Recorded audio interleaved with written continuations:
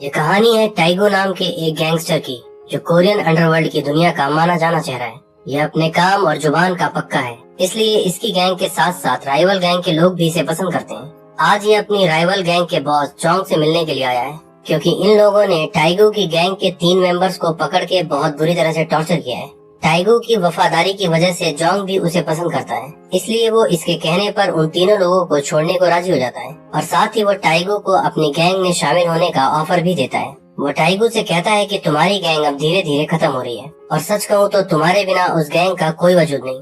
टाइगो अपने बॉस के लिए काफी ज्यादा वफादार है, इसलिए वो जोंग की गैंग में शामिल होने से साफ तौर पे इनकार कर देता है। अगले सीन में हम देखते हैं कि अपनी बहन से मिलने के लिए वो किसी हॉस्पिटल में गया है। यहाँ वो जिस तरह से अपनी बहन की बेटी के साथ खेल रहा होता है, उसे देख के ऐसा लगता है कि ऊपर से वो भले ही गैंगस्टर हो, लेकिन उसके अंदर का बच्चा आज भी जिंदा है। टाइगो की बहन नहीं चाहती कि उसका भाई एक गैंगस्टर की जिंदगी जिए, इसलिए वो उसे भरोसा दिलाता है कि वो बहुत जल्द इस काम को छोड़ देगा। इन दोनों को यहाँ से सी ऑफ करने के बाद वो फिर से हॉस्पिटल के अंदर आता है। वो डॉक्टर से मिलके अपनी बहन की तबीयत के बारे में पूछता है और यहाँ हमें पता चलता है कि वो असल में टाइगो की सगी बहन नहीं है। इसके कुछ देर बाद उसके पास एक कॉल आता है, जिसमें उसका एक गैंग मेंबर उसे बताता है कि उसकी बहन की कार का एक्सीडेंट हो गया, जिसमें वो दोनों ऑन द स्पॉट ही मारे गए। टाइगो का इन दोनों के अलावा इस दुनिया में कोई भी नहीं था, इसलिए यूं अचानक से ये सब कुछ हो जाना उसे अंदर ही अंदर तोड़ देता है। फ्यूनरल वाले दिन अपने गैंग मेंबर के साथ टाइगो का बॉस कैंग भी वहाँ आता है। इस घटना पे अफसोस जताने के बाद वो टाइगो से कहता है कि ये सब कुछ हमारी राइवल गैंग के बॉस जोंग ने करवाया है, क्योंकि तुमने उसकी गैंग ज्वाइन करने से मना कर दिया और एक्सीडेंट करने वालों को लगा होगा कि तुम भी कार में उन दोनों के साथ थे। टाइगो बिना कुछ ज्यादा बोले अपने बॉस से राइवल गैंग के बॉस जोंग को खत्म करने की परमिशन मांगता है। कैंग जानता है कि इससे बहुत बड़ी गैंग वार छिड़ सकती है, लेकिन फिर भी वो टाइगो को परमिशन दे देता है। इसके कुछ दिन बाद जोंग से मिलने के लिए टाइगो एक सौना बाथ हाउस जाता है। जोंग ने मीटिंग के लिए ये जगह इसलिए चुनी क्योंकि यहाँ सभी बिना कपड़ों के होते हैं, तो किसी भी तरह का हथियार लाने का कोई डर नहीं होता। जोंग टाइगो से कहता है कि उसे उसकी बहन के मरने का बहुत अफसोस है। अंडरवर्ल्ड के रूल्स के मुताबिक हम कभी किसी की फैमिली को टारगेट नहीं करते, तो ये घटिया काम जिसने भी किया है, मैंने अपने आदमियों को उसे ढूंढने के लिए काम पे लगा दिया है। टाइगो बिना कुछ बोले चुपचाप ये सब कुछ सुनता रहता है। इसके बाद वो बाहर स्विमिंग पूल में जाके वो चाकू निकालता है जो इसने पहले ही यहाँ छुपा के रख रखा था। पहले वो जोंग के उन आदमियों को मारता है जो उसकी सुरक्षा के लिए यहाँ खड़े थे, और फिर अंदर जाके वो बड़ी बेरहमी से जोंग को भी मार देता है। इसके बाद वो विंडो से कूद के यहाँ से भागने में कामयाब होता है। यहाँ से वो सीधा एयरपोर्ट पे जाता है, जहाँ उसका बॉस कैंग उसका इंतजार कर रहा था। वो टाइगो को एक बैग में कुछ पैसे और एक नई आईडी देता है और कहता है कि जब तक यहाँ माहौल शांत नहीं होता तुम एक हफ्ते के लिए जेजू आइलैंड चले जाओ। वहाँ से तुम्हें शिप के रास्ते रशिया भिजवाने का इंतजाम भी मैंने कर दिया है। टाइगो के यहाँ से जाने से पहले वो उससे कहता है कि तुमने हम सबको मरने से बचा लिया, इसलिए तुमने जो किया मैं उस बात के लिए बेहद शुक्रगुजार हूँ। जेजू आइलैंड पहुँचने पर उसे एक लड़की वहाँ पिक करने के लिए आती है। ये टाइगो को अपना नाम किम बताती है और उससे कहती है कि मेरे अंकल किसी काम की वजह से बिजी थे, इसलिए मुझे तुम्हें पिक करने के लिए आना पड़ा। किम के अंकल का नाम है कुटो, जो रशिया से गन्स मंगा के इलीगल तरीके से कोरिया में बेचा करता है। रात को डिनर के समय कोटो टाइगो से पूछता है कि तुम कितने दिनों के लिए यहाँ रुकने वाले हो।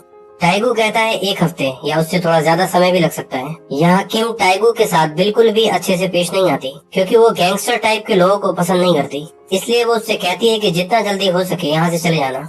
इधर टाइगो का बॉस कैंग अपनी राइवल गैंग को पूरी तरह से खत्म करने का प्लान बनाता है। वो अपने सारे आदमियों को राइवल गैंग को खत्म करने के लिए भेजता है, लेकिन इसकी राइवल गैंग इन लोगों पर भारी पड़ती है, इसलिए कैंग के ज्यादातर आदमी या तो मारे जाते हैं या पकड़े जाते हैं। और सबसे ज्यादा शॉक तो कैंग को तब लगता है जब उसे पता चलता है कि राइवल गैंग का बॉस जोंग अभी मरा नहीं है, बल्कि किसी हॉस्पिटल में उसका इलाज चल रहा है। जोंग का राइट हैंड और इस गैंग का सबसे खतरनाक मेंबर चीफ मा कैंग को कॉल करके ये धमकी देता है कि वो बहुत जल्द उसके साथ साथ उसकी पूरी गैंग को खत्म कर देगा। इधर जेजू आइलैंड में एक सुबह टाइगो देखता है कि किम शूटिंग की प्रैक्टिस कर रही है और उसका जबरदस्त निशाना देख के वो उससे काफी इम्प्रेस होता है। फिर एक दिन वो देखता है कि किम कार में बैठे हुए अचानक से बेहोश हो गई। उसका अंकल कोटो जल्दी से वहाँ आके उसको एक इंजेक्शन लगाता है और टाइगो से कहता है कि ड्राइव करके जल्दी से हॉस्पिटल चलो। ये दोनों हॉस्पिटल पहुँच के किम को एडमिट कराते हैं।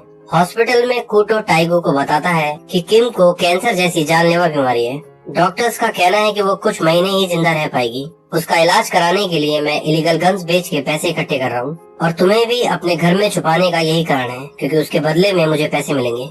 इधर शहर में कैंग अपनी राइवल गैंग से बुरी तरह से डरा हुआ है, इसलिए वो एक ऐसे पुलिस वाले से मिलता है जो इन गैंग्स के बीच में आपसी समझौता करवाता है, ताकि वो राइवल गैंग के चीफ मा से मिलके इस मैटर का निपटारा कर सके।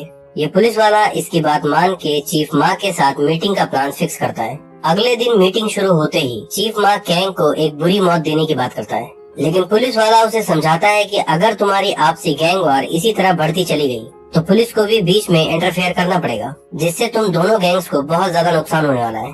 तो बेहतर यही है कि इस मैटर को इसी टेबल पे सुलझा लो। चीफ मा भी टाइगू की तरह अपनी जुबान का पक्का आदमी है।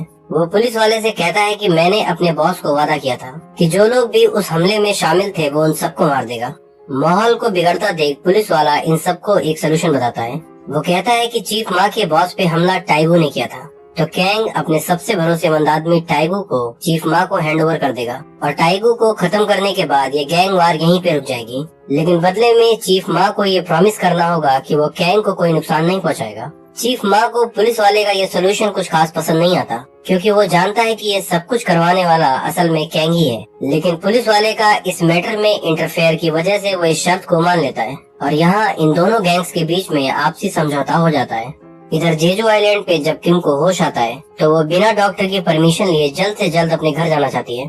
टाइगू को उसकी बात मान के उसके साथ घर के लिए निकलना ही पड़ता है। रास्ते में किम उससे कहती है कि उसे भूख लगी है, तो वो कहीं रुक के कुछ खाना चाहती है। वो दोनों एक रेस्टोरेंट में जाके लंच करने लगते हैं और यहाँ देखने को मिलता है कि इतने दिनों में पहली बार किम टाइगू के साथ अच्छे ढंग से पेश आती है। वो टाइगू से पूछती है कि तुम आखिर किस तरह के गैंगस्टर हो और ऐसा क्या हुआ था कि तुम्हें जेजू आइलैंड पे छुपना पड़ा।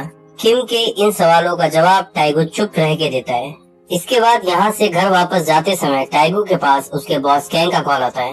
वो टाइगू से कहता है कि यहाँ शहर में गैंग वार बढ़ती ही जा रही है, इसलिए वो भी टाइगू के साथ कुछ समय के लिए रशिया जाना चाहता है। वो कल सुबह जेजू आइलैंड पहुँच जाएगा, तो टाइगू उसे रिसीव करने के लिए एयरपोर्ट पे आए। इधर किम का अंकल कूटो रशियन माफियाज के साथ गन्स की डील कर रहा था, लेकिन उन लोगों की नीयत खराब हो जाती है, तो वो कूटो को मार के गन्स और पैसा दोनों यहाँ से ले जाना चाहते थे। किम और टाइगू जब घर पहुँचते हैं तो उन्हें बाहर बहुत सारी कार्स खड़ी नजर आती हैं। ये दोनों समझ जाते हैं कि दाल में कुछ काला है और इसी समय एक आदमी टाइगू के ऊपर गोलियां चलाने लगता है। लेकिन यहाँ किम, जिसका निशाना बहुत ही ज्यादा शार्प है, उन सबको शूट करके टाइगू को बचा लेती है। ये दोनों अंदर पहुँच के देखते हैं कि अंकल कूटो बहुत ही घायल हालत में जमीन पे पड़ा था। ये माफिया लोग इन दोनों को बहुत ही लाइटली लेते हैं, जिसका फायदा उठा के किम इन सारे लोगों को शूट कर देती है। किम अपने अंकल की बॉडी और ये घर छोड़ के यहाँ से जाना नहीं चाहती थी, लेकिन टाइगू जानता है कि ये जगह अब खतरे से खाली नहीं, इसलिए वो किसी तरह उसे कन्विंस करके यहाँ से लेके जाता है। यहाँ से ये दोनों अंकल कूटो की जान पहचान के किसी आदमी के पास जाके रुकते हैं। किम का गुस्सा जब शांत होता है तो वो आके टाइगू से बात करती है। वो कहती है कि मैंने पूरी जिंदगी अपने अंकल से नफरत की, क्योंकि उनके गलत कामों की वजह से मेरे माँ बाप को भी अपनी जान गंवानी पड़ी। लेकिन जब आज वो इस दुनिया में नहीं है तो मुझे महसूस होता है कि मैं बिल्कुल अकेली हो चुकी हूँ। अब मेरे पास मेरा कोई भी फैमिली मेंबर नहीं बचा। शायद मुझे उनसे इतनी ज्यादा नफरत नहीं करनी चाहिए थी। किम की बातों से ये भी पता चलता है कि अब वो टाइगू को पसंद करने लगी है, इसलिए रात को सोते वक्त वो उसे अपने साथ ही सोने को कहती है। लेकिन टाइगू भी अंडरवर्ल्ड की दुनिया का एक सख्त लौंडा है, इसलिए वो उसे साफ तौर पे इनकार कर देता है। टाइगू और किम अब अच्छे दोस्त बन चुके थे, इसलिए वो अगला पूरा दिन साथ ही बिताते हैं। वो काफी ज्यादा घूमते फिरते हैं और एक दूसरे के साथ अपनी जिंदगी की बहुत सारी बातें शेयर करते हैं। इसके बाद जब अपने बॉस से मिलने के लिए टाइगू एयरपोर्ट जाने लगता है तो किम उसे रोकती है और उससे कहती है कि मुझे तुम्हारे लिए खतरा महसूस हो रहा है, तो प्लीज यहाँ से कहीं मत जाओ। लेकिन टाइगू उसे भरोसा दिलाता है कि वो अपने बॉस से मिलने जा रहा है, तो यहाँ खतरे जैसी कोई भी बात नहीं। इसके बाद वो किम की कार लेके एयरपोर्ट के लिए निकल जाता है। वो जैसे ही एयरपोर्ट के अंदर एंट्री करता है, उसके पास उसके एक वफादार गैंग मेंबर का कॉल आता है। ये टाइगू को बताता है कि हमारे बॉस गैंग ने अपनी जान बचाने के लिए तुम्हें और तुम्हारे साथ साथ तुम्हारे सारे वफादार साथियों को हमारी राइवल गैंग को बेच दिया है। यहीं हम गैंग को देखते हैं जो चीफ मा के आदमियों के साथ टाइगू का इंतजार कर रहा था। टाइगू उसे देखते ही उससे दूर भागने लगता है, लेकिन चीफ मा के आदमी उसका पीछा करने लगते हैं। इन लोगों से थोड़ी बहुत फाइट करने के बाद वो एयरपोर्ट से बाहर निकल जाता है, लेकिन चीफ मा के आदमी काफी दूर तक उसकी कार का पीछा करते हैं। फिर एक जगह वो लोग टाइगू की कार को रोकने में सफल होते हैं। इन लोगों से खुद को जिंदा बचाने के लिए टाइगू अपना पूरा दम लगा के इन लोगों के साथ फाइट करता है और आखिरकार वो इन लोगों की ही एक कार लेके यहाँ से भागने में कामयाब होता है। जब चीफ मा को ये खबर लगती है कि टाइगू पकड़ा नहीं गया, तो वो गुस्से में कैंग को ही पीटने लगता है।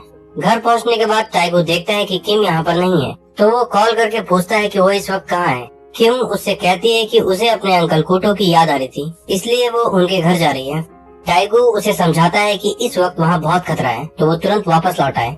लेकिन किम किसी छोटी बच्ची की तरह उसकी बात ना मानते हुए आखिरकार वहाँ चली ही जाती है। किम को इस बात का बिल्कुल भी अंदाजा नहीं था कि चीफ माँ अपने आदमियों के साथ वहाँ पहले ही पहुँच चुका है।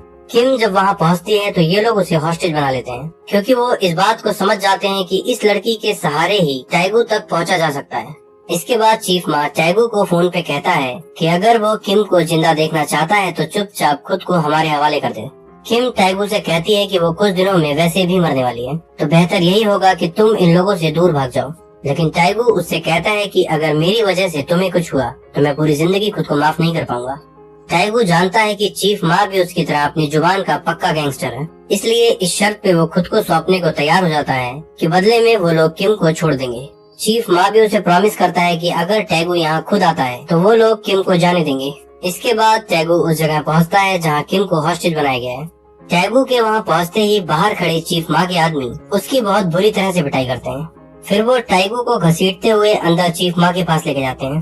टैगू अपने बॉस कैंग से पूछता है कि पूरी जिंदगी उसके लिए वफादार रहने के बावजूद उसने टैगू को धोखा क्यों दिया। ये सुन के कैंग भड़क जाता है और उससे कहता है कि ये सब कुछ तुम्हारी ही गलती से हुआ। फिर वो घायल टैगू को ही पीटने लगता है। चीफ माँ कैंग के मुंह पे एक जोरदार पंच मार के उसे वहाँ से अलग करता है। फिर वो टैगू से कहता है कि तुम्हारा बॉस तुम्हारी सोच से कहीं ज्यादा घटिया आदमी है।